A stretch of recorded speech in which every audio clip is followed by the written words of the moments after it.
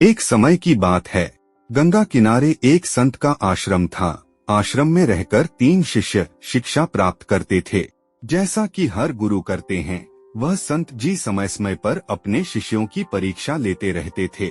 एक दिन उन्होंने शिष्यों को बुलाया और मंदिर बनाने का आदेश दिया। तीनों शिष्य गुरु की आज्ञा से मंदिर बनाने लगे। मंदिर पूरा होने में काफी दिन लग गए। जब मंदिर पूरी तरह बनकर तैयार हो गया, तब संत जी ने तीनों को अपने पास बुलाया। उन्होंने पहले शिष्य से पूछा, जब मंदिर बन रहा था तब तुम्हें कैसा अनुभव हो रहा था? शिष्य ने उत्तर दिया, गुरुदेव, मुझे पूरे दिन काम करना पड़ता था। लगता था कि मुझ में और एक गधे में कोई अंतर ही नहीं रह गया है। मंदिर के निर्माण का कार्य करते करते मैं तो परेशान हो गया था।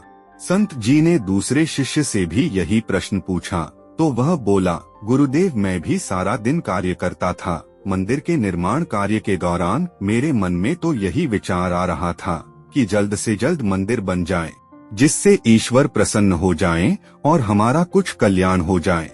संत ने तीसरे शिष्य को बुलाकर भी पूछा, तो उसने भाव भरे हृदय से उत्तर दिया, गुरुदेव, मैं तो प्रभु की सेवा कर रहा था। मंदिर के निर्माण कार्य के दौरान मैं प्रतिदिन प्रभु का धन्यवाद करता था, क्योंकि उन्होंने मेरी मेहनत का कुछ अंश स्वीकार किया। मैं स्वयं को बहुत भाग्यशाली मानता हूँ। संत ने उसे गले लगा लिया। फिर अन्य शिष्यों को समझाते हुए कहा, तुम तीनों के कार्य करने के ढंग में अंतर था। मंदिर तो तुम तीनों ही बना रहे थे।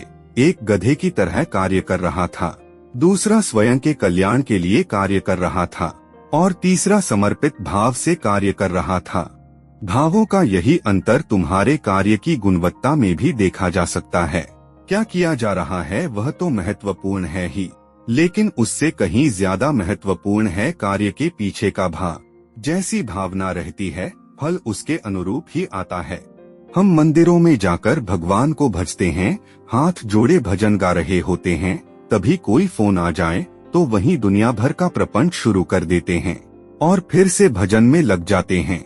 बस आपका शरीर था वहाँ, हृदय नहीं। भगवान तो भैया मन में बसते हैं, तन में नहीं। जय श्री राम।